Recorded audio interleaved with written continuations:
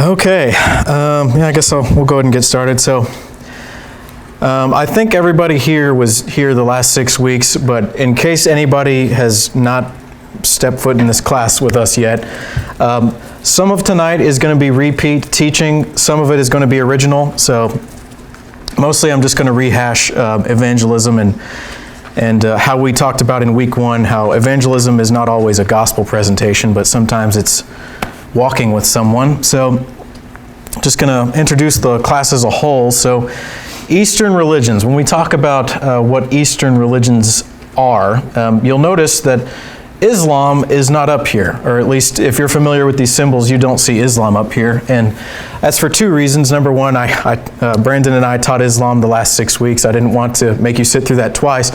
But the other reason is that Islam is an Abrahamic religion. So the Abrahamic religions, they stem from Abraham, right? So Judaism, Christianity, and Islam, they are in a category all their own. The religions you see here on the board are also in their own separate category. Now, they would not say, oh yes, we're in a category together. They would all be mutually exclusive, but we can categorize these all together for their worldviews. Not all of them believe in God. Not all of them have scriptures. Not all of them believe the fundamental things you would associate with a religion. It's very interesting. And so tonight I'm going to be giving you the ideas associated with what makes a religion Eastern. What does West and East actually mean? I think we're all familiar with America being a Western country. We all know that. But I'm going to try to help you define what exactly that looks like. And that's what most of the lesson is going to be tonight. So I've given you the dates for each religion here. Last class we tried to be kind of sneaky about it, like a surprise for each week. Oh, I wonder what we'll cover next week. This time I figured I'd just be transparent with you. So you're looking at what the next 6 weeks look like. So next week we're going to be covering Hinduism. I'm going to tell you about where it comes from. We're going to read through sections of the Bhagavad Gita if I have time. Then we're going to break for spring break. After that, we'll come back. We'll reconvene for Buddhism. We'll talk about Buddhism and how it branches off of Hinduism, yet it also abandons parts of it. And then after that, the middle religion there is Confucianism, also called Ruism. It's mostly Chinese, some Japanese cultures, or some Japanese cultures. Japanese culture also has parts of Confucianism associated with it. And so we'll talk about that at the end of March. After that, that's the one I think we're all familiar with, Taoism. That kind of is closest to Confucianism than any of the other ones are. We'll talk about how it builds off of Confucianism and also refutes parts of it. And then the last one is kind of an outlier. If I'm being completely honest, it's because I didn't have another Eastern religion to teach on, but this is it is in the same category, but it's not Asian specifically. So this is African traditional religion, also called Yoruba, also called Isese. You might be familiar with the Americanized version of it, Voodoo. And so we're going to be talking about that in our last week in mid-April. So, something I'd just like to note from the get-go is that when we're talking about entire cultures, entire religions, entire ethnic groups, for sake of time, I'm going to have to make some generalizations. These do not reflect the individual. So if you have an Easterner living down the street from you, if you know a Hindu neighbor, if you have a Buddhist that you work with, whatever the case may be, you need to understand that what I'm teaching you in this class is not your neighbor. I'm teaching you their worldview that they're coming from. So a good example of this, Brandon and I, when we were studying to teach Islam, we met with some Muslim friends of ours, and we still meet with them, we're still friends. But when we talked with them, we started talking about theology pretty quicker than we had expected. And they asked us, why we believe that the wine turns into Jesus' blood when we drink it, and why do we confess to priests? What's that all about? And Brandon and I had to very politely correct them and say, well, actually, that's not what we believe. That's Catholicism. But if you're a Muslim, are Catholicism and Baptists the same thing? Pretty much, right? Oh, that's all those Christians over there. And so I'm going to be giving you the broad strokes of what Hinduism is, of what Confucianism is, etc. That doesn't mean that that's what the individual believes. And that kind of transitions into my next point is I'm pretty much teaching to two groups of people for this class. One is much larger than the other, I think. The first group is probably where most of you are. You don't have somebody in one of these religions in your circle of influence or in your life. You don't know anybody that holds to any of these. And that's okay. You can still enjoy this class and not know a Hindu at work. That's completely all right. In fact, what I would encourage you to get from this class is being able to identify these religions in the public. So as soon as I teach you about what Hinduism teaches, I hope that you would take what I've taught you and see, oh yeah, that's what that movie is coming from. That's Hindu themes in that movie. Or, oh yeah, I read this in a book. That must be from Hinduism. Or, you know, oh, that's why my friend is interested in yoga all the time. Or that's why my other friend wants to talk about Tai Chi or Feng Shui. And so what I hope to show you is, I hope to give you the glasses to be able to identify these religions in your life. Even if you never meet an Easterner and try to share Christ with them. So the other group of people obviously is probably the smaller group in the room, and that is people who actually do know somebody in one of these groups. And so I would hope that what you hear me say, and I guess I've already said it, but basically just please keep in mind I'm not teaching you about your neighbor. I'm teaching you about where your neighbor's coming from. It's the picture frame, not the picture. Does that make sense? So anyway, I think that pretty much covers everything. Eastern mysticism in general, I think we all associate it with the 1960s and 70s and thereafter, you know, classic rock and all that. But really, the seeds for these religions being planted in the United States comes much before that, in some cases 100 years before that with voodoo. And so that's kind of what I'm wanting you to see here. Eastern mysticism is specifically this group of religions. Okay, so I think I've pretty much covered that pretty well. So moving on, I'd like to start with a passage from 1 Corinthians. If anybody would like to read along with me, you may. It's in 1 Corinthians chapter 9. 1 Corinthians chapter 9, I'm going to be reading from verse 19. In this passage, Paul is, generally speaking, he's talking about evangelism. He's talking about his apostolic authority. And this is the man who led much of the Roman Empire to Christ through his missionary efforts. And so whatever he has to say about evangelism, I would hope that we would take it seriously, let alone that these are the inspired word of the Scriptures. So, verse 19, "For though I be free from all men, yet have I made myself servant unto all, that I might gain the more. Unto the Jews I became as a Jew, that I might gain the Jews. To them that are under the law, as under the law, that I might gain them that are under the law.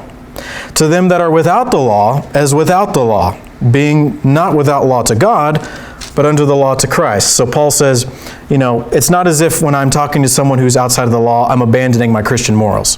He's just saying that if the audience I'm speaking to doesn't have a law that they appeal to, then I can't appeal to it when I'm talking with them. So the rest of verse 21, "That I might gain them that are without the law. To the weak became I as weak, that I might gain the weak. I am made all things to all men, that I might by all means save some."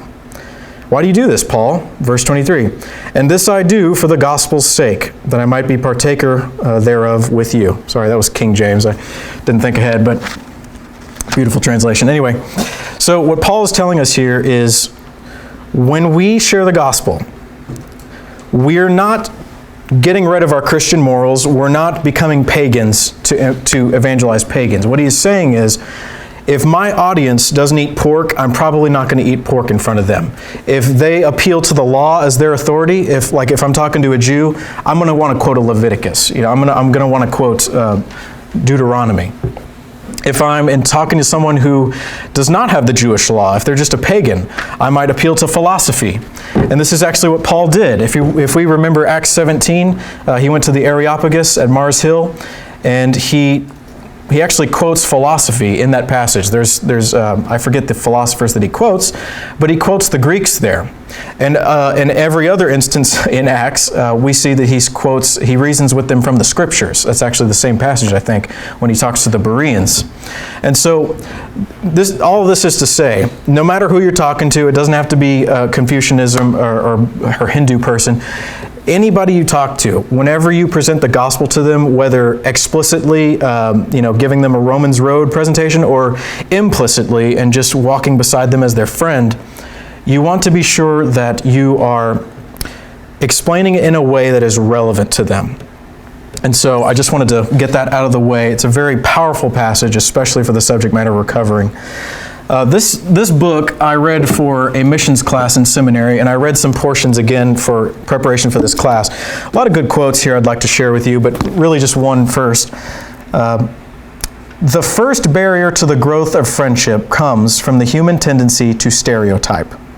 Before intimacy can have a chance to grow in a cross-cultural relationship, each person must be able to stop seeing each other as one of them and instead see that person as an individual.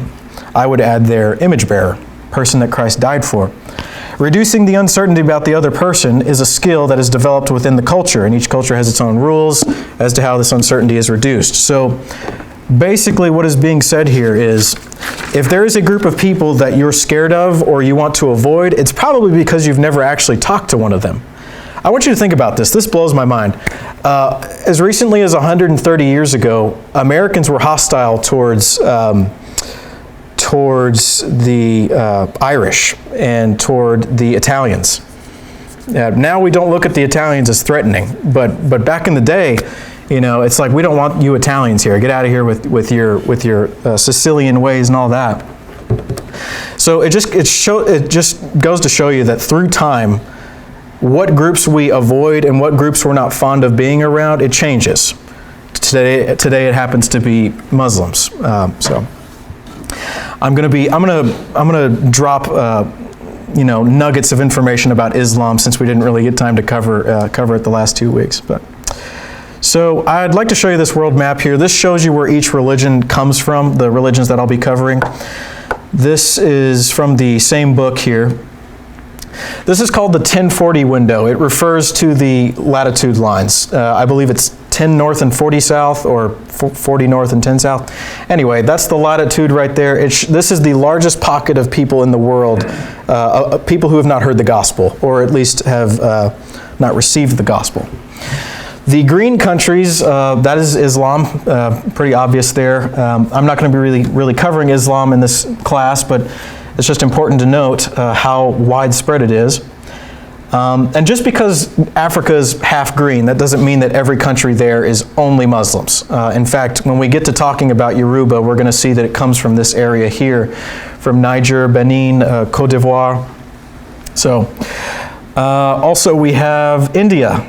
We can guess that India is the Hindus, right? That makes sense.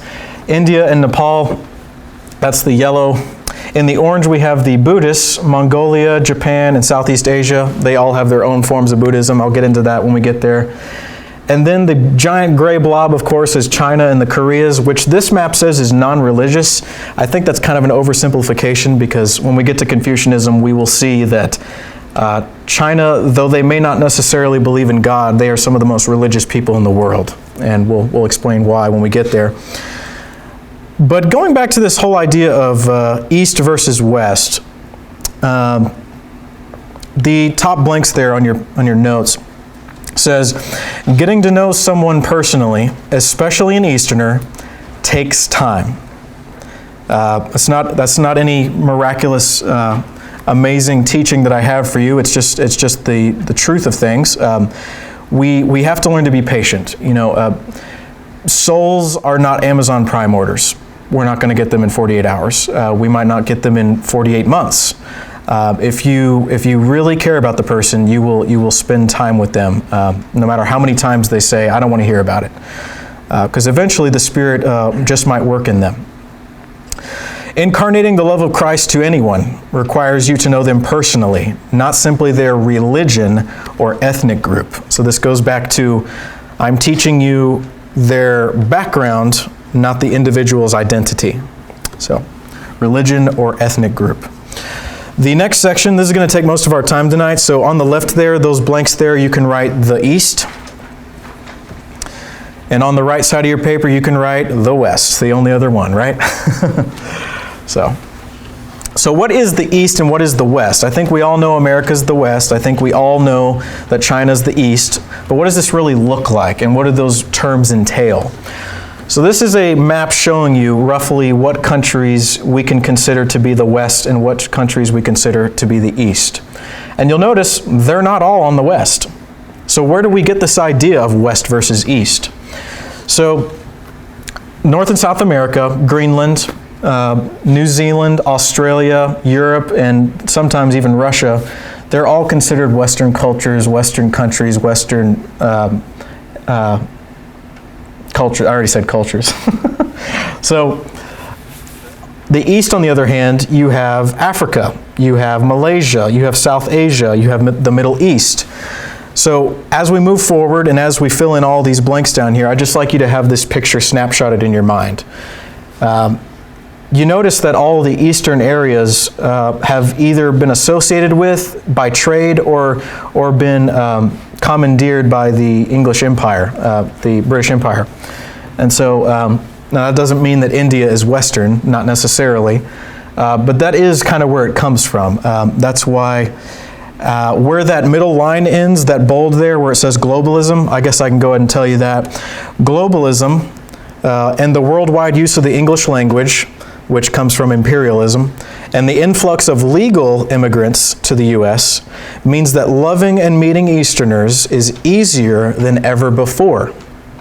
It's easier than ever before. Have any of you ever wondered, maybe I'm called to, like, I'm talking when you were in college or high school. Some of you might have wondered, I wonder if I'm called to missions. But you also thought, you know, I don't want to go to Saudi Arabia and get my throat slit.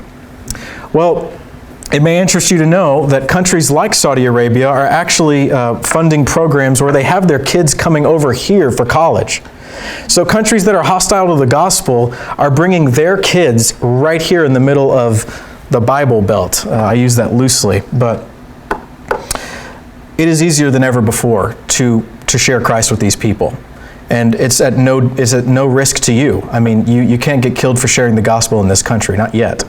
And so, but that is the East versus the West in a nutshell. What I'm about to show you is how these cultures actually differ. What actually makes Australia and New Zealand different from Madagascar and South Africa. So, East and West. So first thing I'd like to mention, I'd like to go and address those proverbs there under the East and the West on your paper.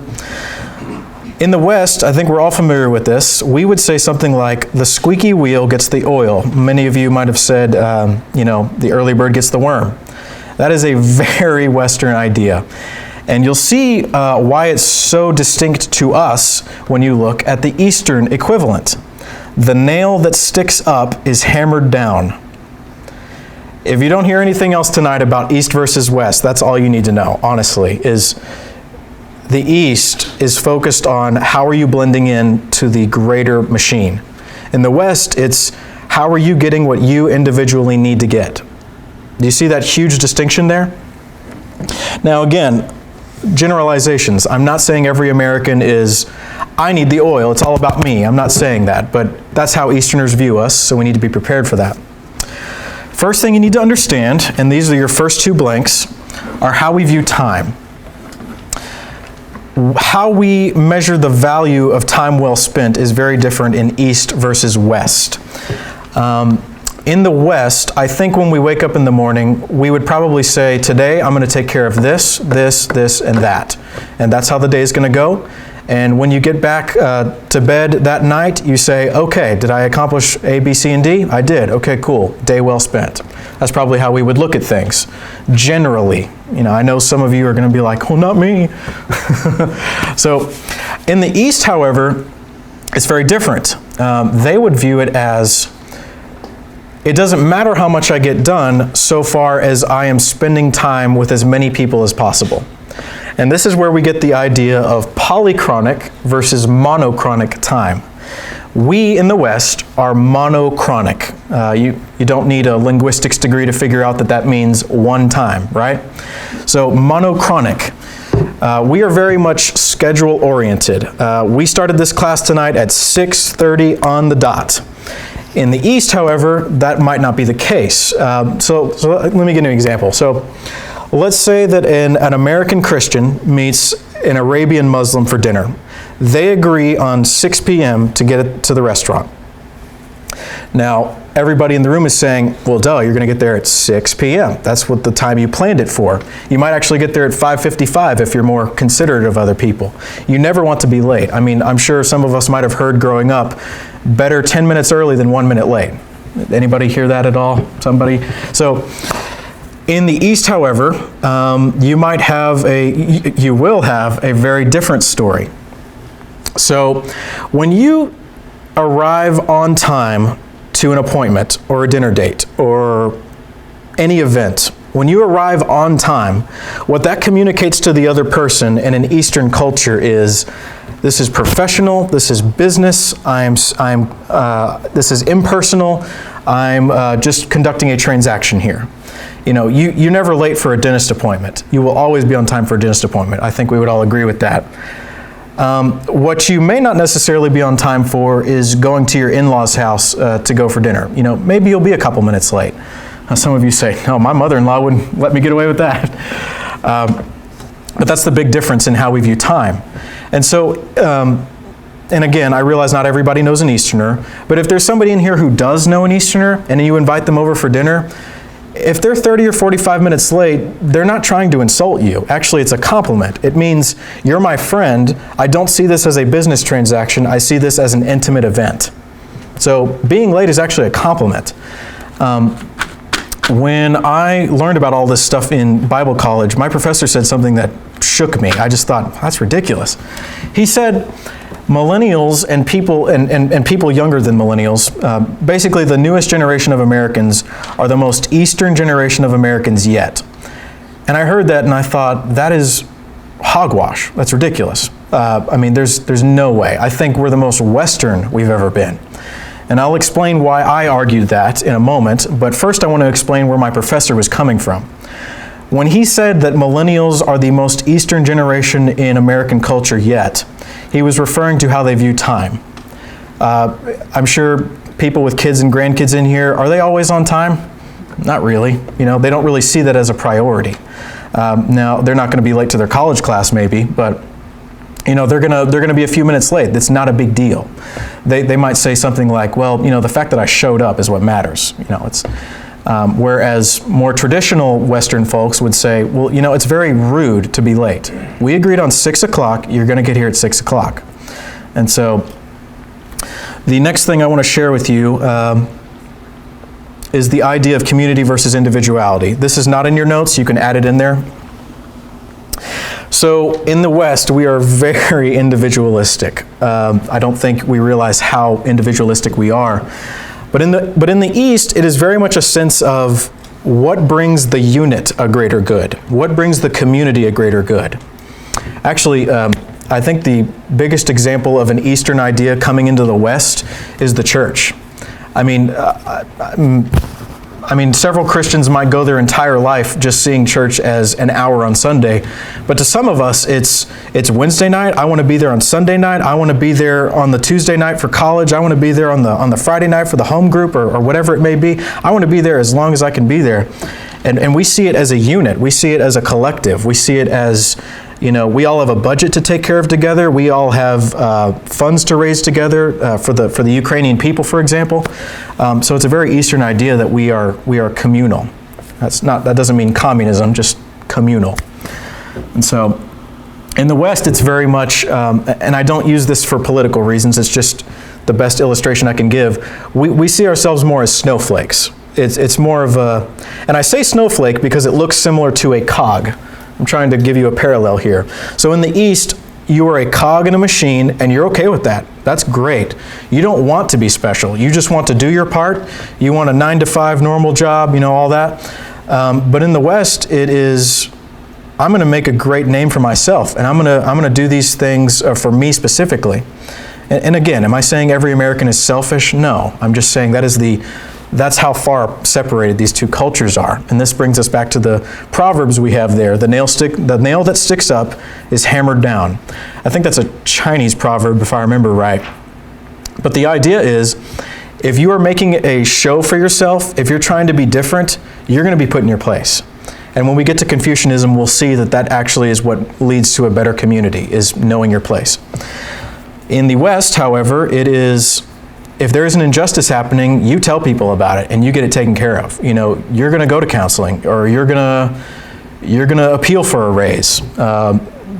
I don't think we realize how amazing this is, but do you know that after each sermon that Dr. McCartney gives, you can go up to him and critique him? He technically can't do anything against you culturally. I mean, he'll just say, okay, well, be nice about it, but tell me what I did wrong. He'll hear you out because he's a very Western-minded person, and really all Christian pastors in America are. But in the East, however, let's take Islam, for example. Islamic leaders are called imams. So an imam, going up to an imam after salat and saying, Master, why did you teach this? No, don't do that. That's very dishonoring, which brings us to our next point. That is your second blank on there. Honor and shame in the Eastern life. Honor and shame. You do not go up to an authority figure in the East and question them. You do not do that. This is why with Eastern Muslims, not American Muslims, but Eastern Muslims, they don't read the Quran because the reasoning that they make up for themselves is, if I read my Quran and I come up with a different interpretation than my imam, I've made myself individualistic and I've messed up already. It's actually a sin to be self-sufficient, as we talked about in our previous lessons. And so in the West, however, have you ever questioned that? Have you ever really taken a moment to consider that you have probably 2 or 3 of these at home and you can read them and interpret them all you like? Now, if you come up with some wacky, heresies, you're going to be corrected, but that doesn't mean that there's several areas in here that you can't have your own opinions about. And so just consider that. So in Eastern life, you have honor or shame. Every decision you make is based on honor or shame. There's also fear and power. That's more African. Some African cultures have fear-power culture. I'm not going to really dive into that too deeply because you really see honor or shame most. But if you, quickest example I can come up with is Mulan. I think we've all watched Mulan either with our kids or our grandkids or ourselves when we were little. He says, "Shame on your family, shame on your cow." We think, who cares? Did he do it or did he not do it? And that's because we live in a guilt or innocence culture. We have a court system. We have it doesn't matter what people say about me. If I didn't do it, I'm innocent. That's all that matters. And so, on the other hand, let me say one more thing. So, in guilt or innocence culture, it's very much a priority to tell the truth. We're honest with each other, or at least we're more honest than we have been. I think, back in the post-war era, we might have been more, honor or shame, but never to the degree that China and Saudi Arabia are. But honor or shame culture, however, this is an interesting one. So, just an arbitrary example. This isn't culturally accurate necessarily, but it's just an example. Let's say that there's a Muslim imam walking down the street, and he sees a young man from his mosque. He goes up to him and he says, "My son, have you paid your zakat for this season? That's your charity. Have you paid your charity that the mosque is due?" It does not matter if that young man has paid his zakat or not. It does not matter. If he wants to preserve honor for his family, if he does not want to bring shame to his father's name, what is he going to say? "Yes, sir, I did pay my zakat." And everyone in the room is right now saying, "He just lied to that guy." Well, that's because you're in a guilt or innocence mindset, and it's also because you're a Christian. But in the East, that's not looked at as a bad thing. That's looked at as saving face. That's what you did there. You didn't lie, you were saving face. And does this mean that Easterners are liars? No. It just means that when their family's honor is at stake, they're going to tell. They're going to tell what saves face. They're going to say what saves face. So, So I think, So honor or shame on the left, guilt or innocence on the right. There, if anybody's taking notes. Last thing I might add is context. So high context versus low context. So in America, I think we've all heard at least some person in our sphere of influence say, I meant what I said and I said what I meant. I don't beat around the bush. I'm sure we've all heard someone say that. That's a very low context idea. It's a very Western notion that you speak plainly and you don't waste time. You don't beat around the bush. You don't try to weasel your way through a situation. You just say, hey, listen, I disagree with you. This is how it is. And that's low context. I think we're all familiar with that. High context, on the other hand, you can actually look up a scale from high to low online that shows you flags of different nations. And the United States is way over here on the low end, and Japan is way over here on the high end.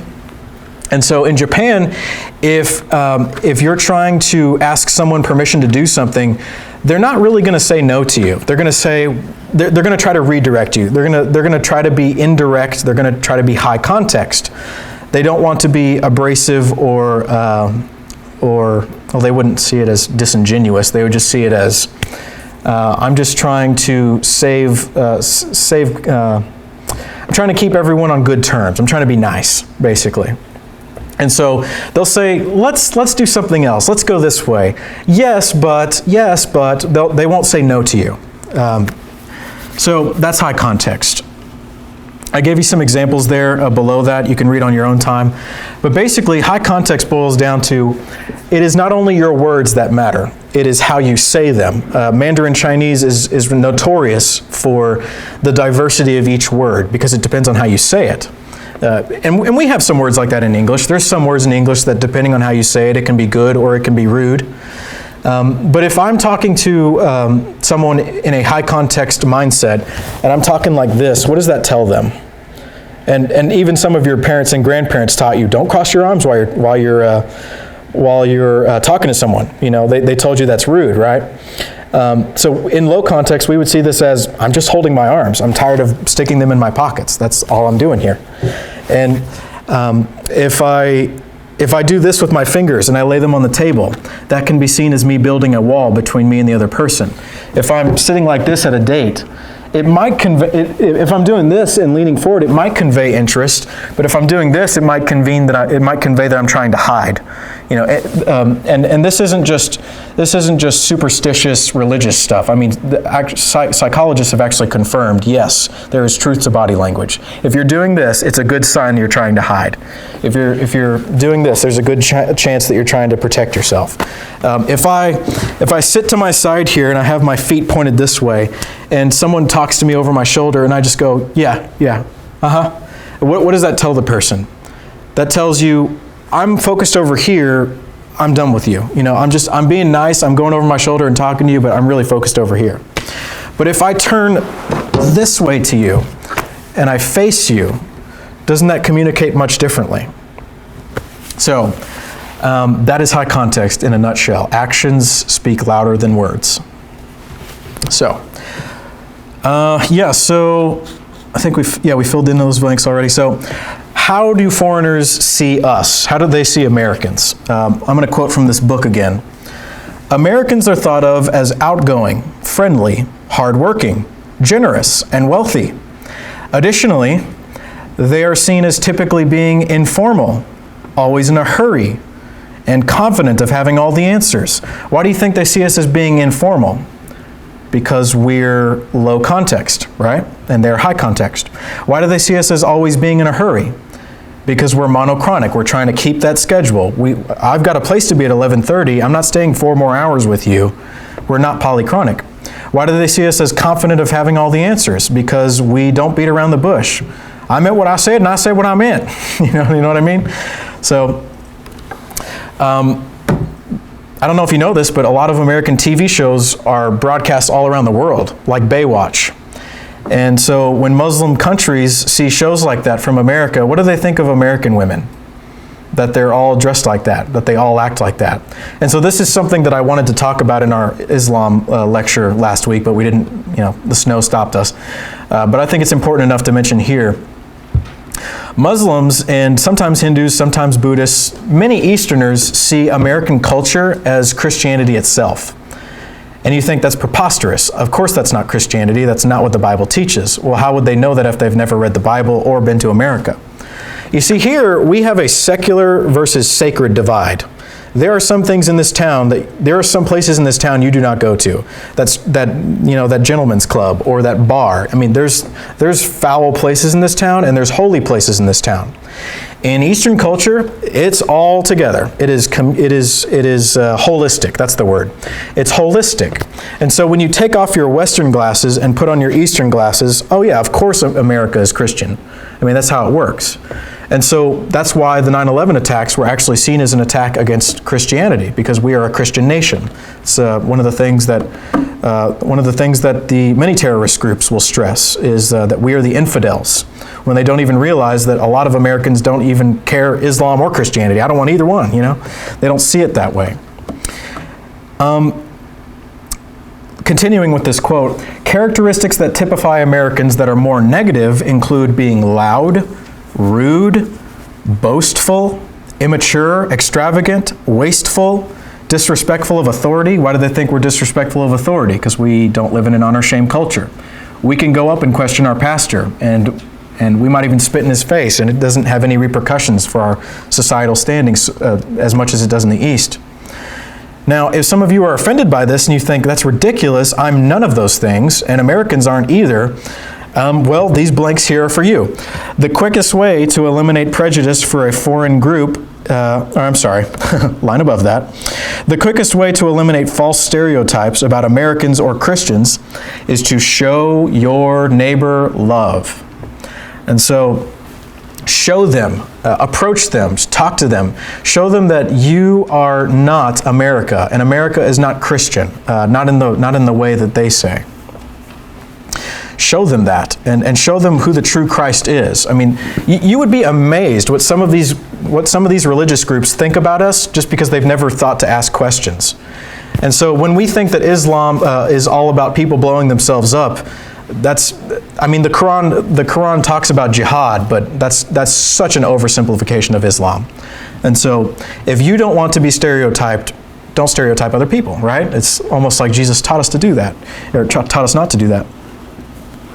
So, let's see. How do we see foreigners?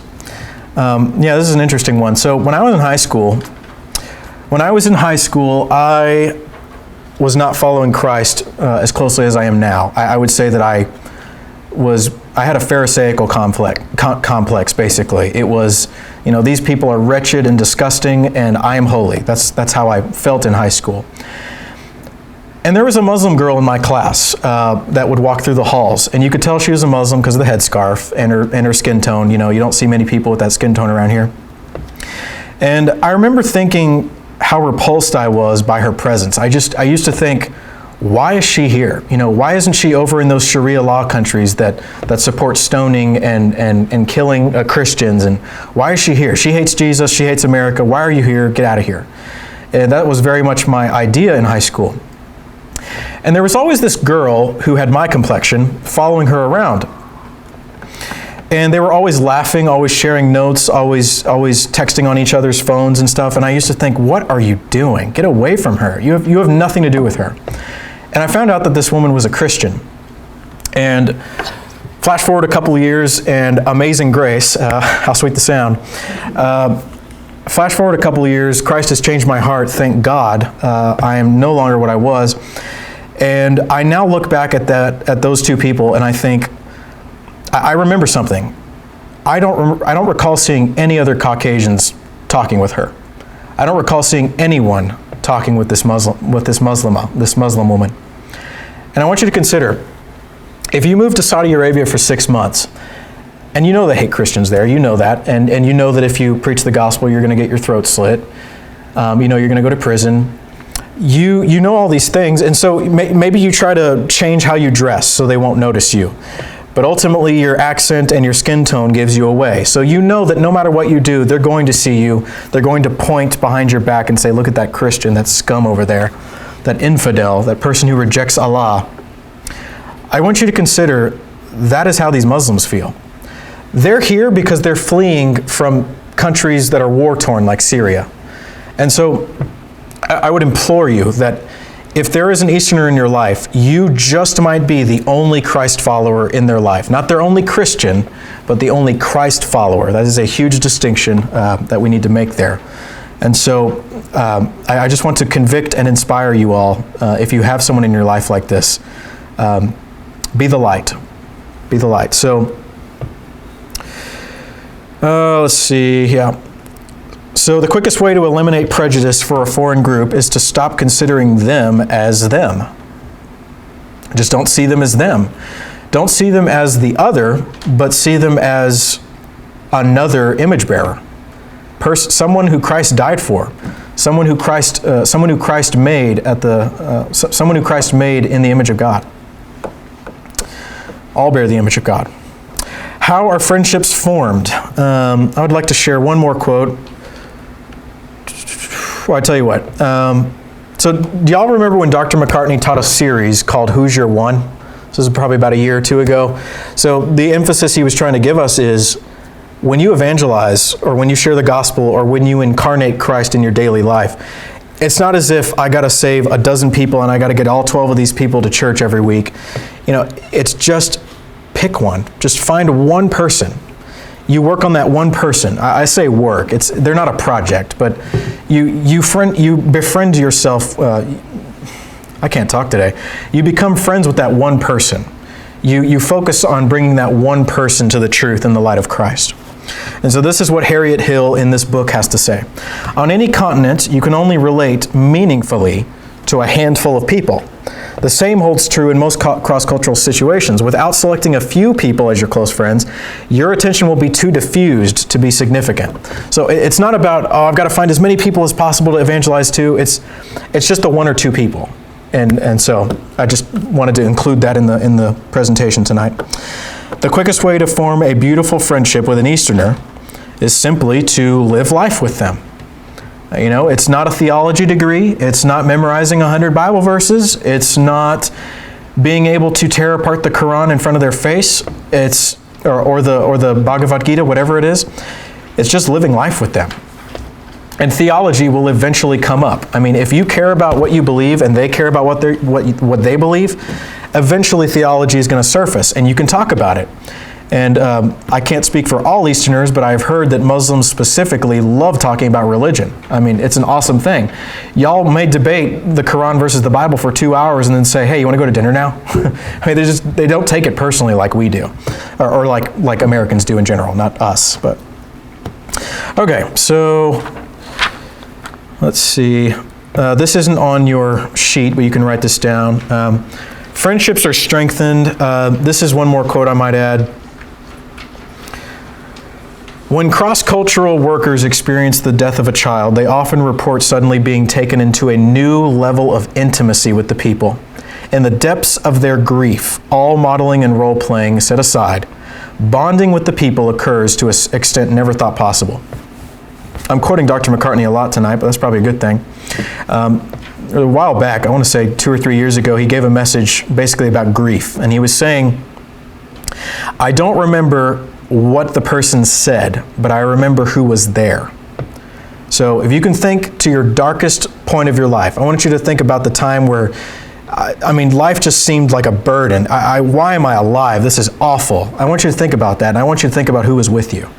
You probably remember, right? I hope that none of you were alone at that time, God forbid, but you probably remember who was with you. And so if you want a friendship to strengthen, and it doesn't have to be an Easterner, again, anybody in your life, if you want to strengthen them, strengthen a relationship with them, and you want to show the love of Christ, it's being there despite the worst. It's being there at the peak and the valley, the high and the low, the hurrahs and the woe is me. So, so the rest of the night, we're just going to review the evangelism on the back. I know I realize I don't have 30 minutes to expound this, but I'll be pretty quick. So Luke 24, anybody who was not here for the last 6 weeks, we basically learned that in addition to the Romans Road, if you know what the Romans Road is, it's those 4 verses in Romans that we use to explain the gospel.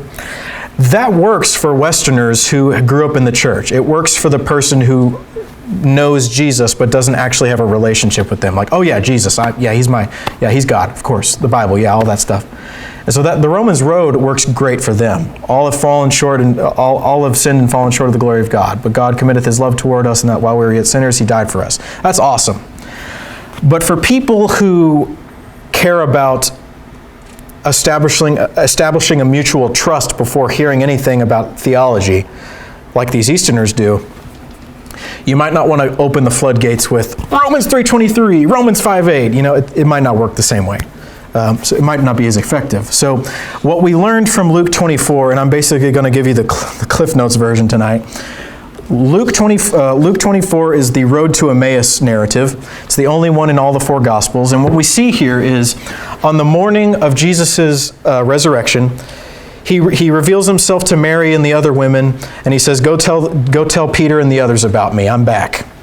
And the women go and tell the men. The men don't believe them because they're women, and when you're a Jew in the first century, you don't believe women's testimony. That's just what you do. And so the disciples leave Jerusalem in pairs or so, or in different groups. And 2 of them are Cleopas and some other guy, we don't know his name. And they're on a 14-mile road to Emmaus when they get accompanied by Jesus, but they don't see him. They don't know it's Jesus, but they start talking theology. And what I'm going to give you is a very quick rundown of what the passage teaches us, what Jesus shows us about evangelism. So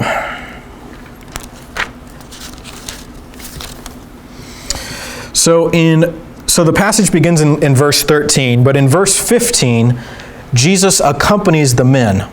So the first step in evangelism is, shocker, you accompany them. You walk with your gender. I added the your gender part because that's very important in Eastern culture.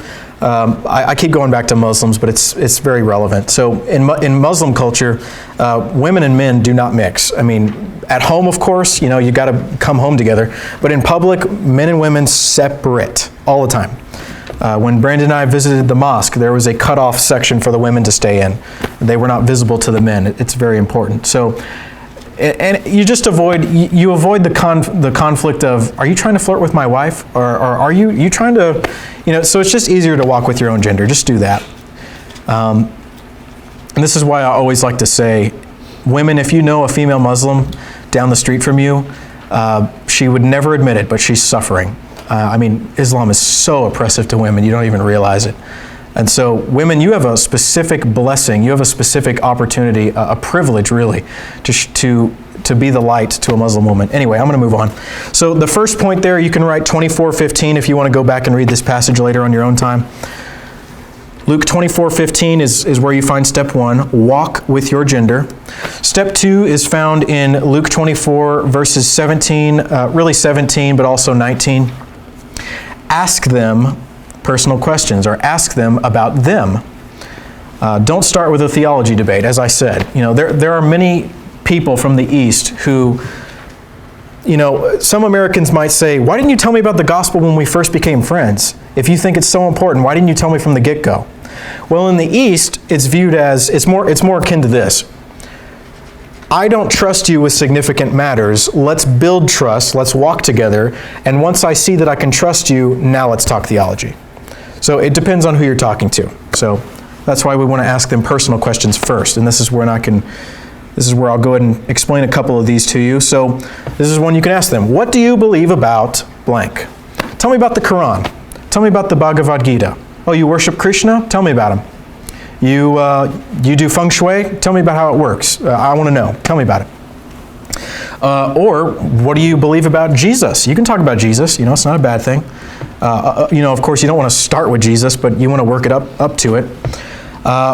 Another one is, what do you mean by that? So if someone says, I believe that Jesus was a good moral teacher, and basically all the religions I'll be covering in this course teach this. And so, what do you say? Well, you respond to that by saying, what do you mean by that? Who is this Jesus that you talk about? Is he a prophet? Is he an angel? Is he a, he's obviously not God in human flesh like they believe, or like we believe. So kind of get them to explain who Jesus is. How did you come to that conclusion? If someone says to you, well, all religions teach you to love your neighbor. I live my life based on what Jesus taught, but I don't really think the miracles and all that stuff are important. That part's not real. Okay, well, how exactly did you come to that conclusion? And if all religions teach the same thing, how might we determine which one is true? And what you're going to see, the biggest difference between Christianity, well, there's many differences, but a big difference between Christianity and these 5 that I'm going to be talking about in the series are none of them care about historicity. Okay, Lao Tzu existed or he didn't exist, I don't care. Oh, Krishna didn't exist, who cares? I mean, the doctrine is what's important. We would say, no, it absolutely matters that Jesus existed. I mean, you just don't even understand how historically oriented Christianity is. We have historical evidence for every word in this book. I don't think you might not understand that. And so that's a huge difference here, is that we can ground it in history. It's not these ethereal, timeless ideas. It's something that happened in human history. So that kind of expounds on step 2. What are the actual questions that I would ask someone? Step 3 is listen to them. You find this in verses 19 through 24. 19 through 24. Because for 5 verses, Jesus doesn't say a word. And those 5 verses are filled with some guy talking nonsense. Like, oh, we thought he would redeem Israel, but he died. It's like, and then, anyway, it's very interesting. But what Jesus shows here is reflected in James 1:19 that says, be slow to speak and quick to listen. Slow to speak, quick to listen. So don't feel like you have to get your point across. Oh, I've got to tell you about the gospel, or you're going to die tomorrow. Just slow down. It's not about that. Step 4 is you start step 4 once they make a claim about something you believe. So, okay, Quran, Bible. Okay, cool. Let me step in and tell you what the Bible says. That's when you get to step 4, which is share relevant truth with them. Relevant truth with them. You find this in verses 25 and 26. Now, Jesus makes a very strong rebuke here in verses 25 and 26. He says, O fools, and slow of heart to believe all that the prophets have spoken. That's a pretty forthcoming way to put it, Jesus. But we want to consider who Jesus' audience is in this passage. These are disciples who followed Jesus and then walked away from Jesus. These are essentially apostates. So do they deserve a rebuke? Yes. If you have a brother who has left church, you have a right to rebuke him. You can read Matthew 18 about this, about sin habits and all of that, and knowing better. It's wisdom, essentially. You should know better. And so Jesus then shares relevant truth with them by saying, okay, you don't think the Old Testament preaches to me? Well, let me show you what the Old Testament says. Jesus in Genesis 3:15, Jesus in this book, Jesus in that book. The whole Scripture's right of me. Proverbs chapter 8, all that stuff. So it's relevant truth. So, for example, if you have a Muslim telling you, well, the Bible's corrupted. Okay, well, let me show you why there's reason to believe that the Bible is not corrupted. The Quran has been perfectly preserved to the dot. There is not anything missing from the Quran. Well, let me show you with your own Muslim sources why that's not true. So that's relevant truth. You don't just arbitrarily say Bible verses. You tweak it to what they need to hear in the moment. Okay, enough of that. Step 5, verses 28 and 29, you'll find step 5, wait for them. Take your time. It's rude to rush. Remember polychronic time. If you are meeting with a Hindu at a coffee shop and you know that you have a doctor's appointment, now another example. So let's say you're meeting with them at the coffee shop and in 20 minutes you have to get home for dinner. If you leave, even if it's for a good cause, they'll see that as a bit of a blow to them. They won't take it as, I'm never going to be friends with you again, but they'll take it as, really, dude, you can't stay another 20 minutes? That's how they'll see it, if they're brand new to Western culture. Now, if they've lived in America for 40 years, no, they're not going to be perfectly Eastern anymore. They're going to be adapted to it. But So take your time. But in verses 28 and 29, you actually see that Jesus, it says that he would have gone further, but he waited for them to say, no, Jesus, join. Well, they didn't know it was Jesus, but they said, join us for dinner. A night's about to fall. Come for dinner. So Jesus waited for their invitation. Don't assume that you're welcome. Don't impose yourself on them. So that is step 5. And step 6 is to bond with them. You can see this in, let's see. You can see, I didn't write this one down. I'm sorry. You can see step 6 in verses 30. Yeah, you can see it in verse 30. Step 6, bond with them. Be the first to show and tell them about the love of God. When I was at my Bible college, when we talked about Islam, there was a Muslim background believer, someone who converted to Christ. He came and talked to our class. It was the coolest thing ever. And basically what he said pushed him over the fence of becoming a Christian was, he spent about 4 hours one evening with a Christian missionary in secret. And just because he just wanted to hear about it. And at the end of the night, the missionary told him, I love you.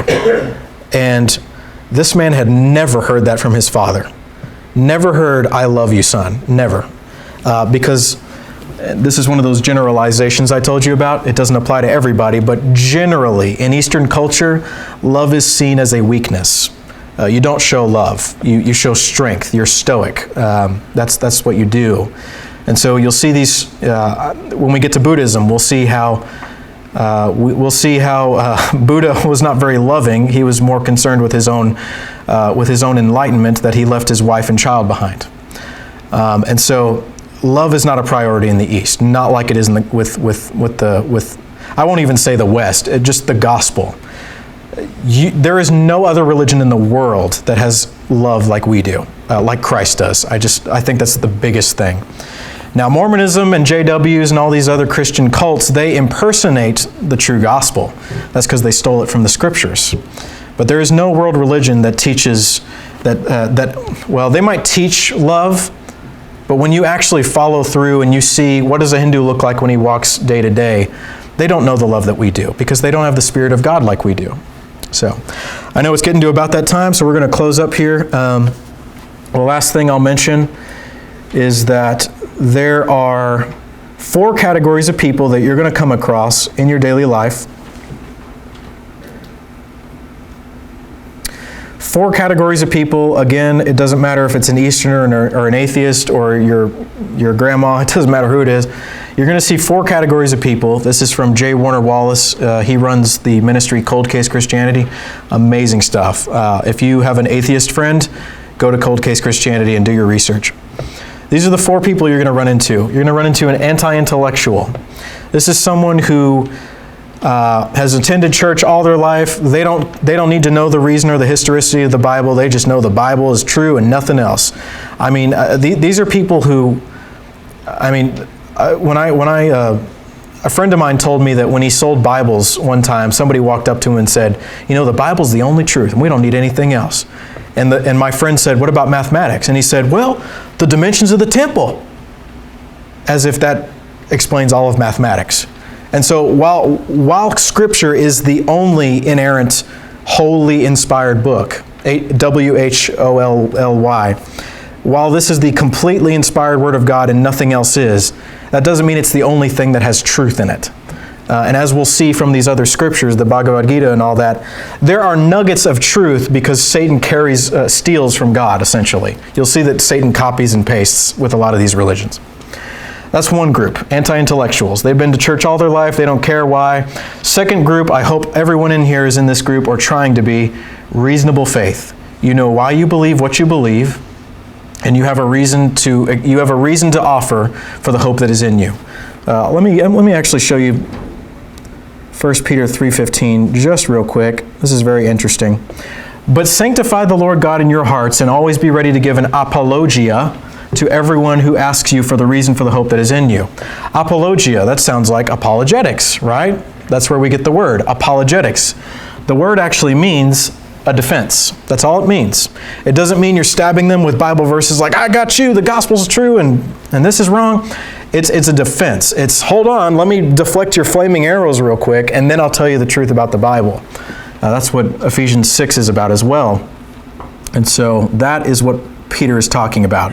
Peter is not saying, get an apologetics degree, memorize 1,000 Bible verses, then you're ready. He's saying, for the hope that is in you, know why you have a hope. What did Jesus save you from? What did he do for you? What has he done for you since you followed him? And what's overall? I mean, what fruit have you borne that you didn't have before? That's the things you want to talk about.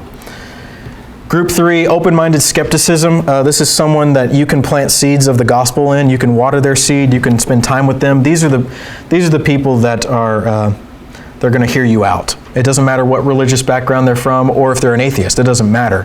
If their heart posture is, I'm willing to listen to you, then they're in category 3. Category 4, of course, is, I don't care what you say. You believe a bunch of crap. I don't want anything to do with it. Get out of my face.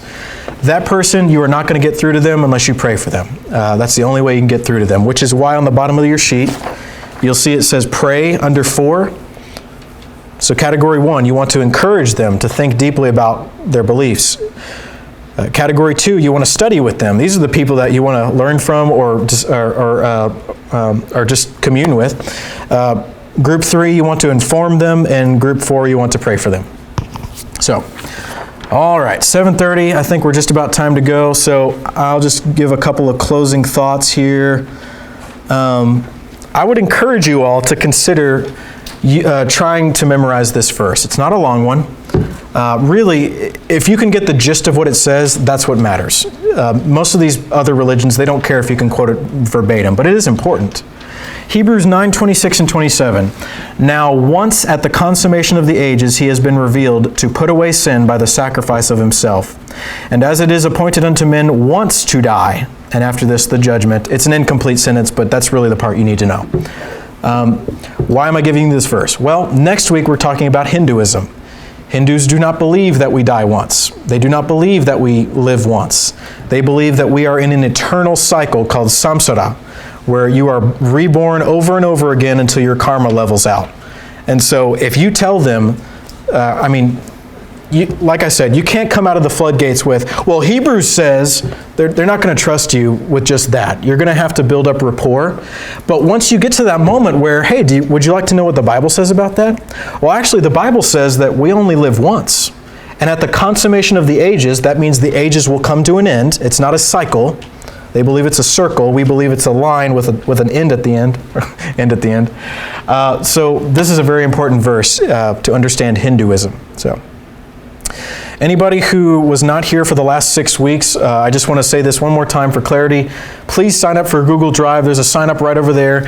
I will send you downloads. I can only send less than 10% of the work, or else I'll get copyright. I'll get sued for copyright infringement. But I can give you less than 10% of the book, and I'll give you the most important parts. I'll show you parts from the Bhagavad Gita that talk about unconditional love and how you can talk to your Hindu neighbor about that. Or if you don't have any Hindu neighbors and you're just trying to learn, well, please, by all means, sign up and I will share this stuff with you. It's all free. I'm not making any money off of any of this. I just want you to learn. So I think that's about all I have. If you have any blanks that I did not fill, if you have any questions, if you any questions at all, anything at all, just let me know. I'm here for your betterment. So, without further ado, let's pray. Father God, I want to thank you for the time tonight that we had together. I want to thank you that we never once had to question our safety in coming to this place. We did not risk getting our cars blown up or our houses set on fire. We never had our Bibles taken away from us. We indeed do have your word at home, and we are very thankful for that. And I pray that these people here would get home safely, that they would use all that they've learned and all that they're going to learn to empower and inspire other Christians and other Christ claimers that claim your name but do not know you. All of this is for your betterment, Lord, and we know that all these things that we ask in your name, be it in your will, it shall be done. In the name of Jesus Christ, amen.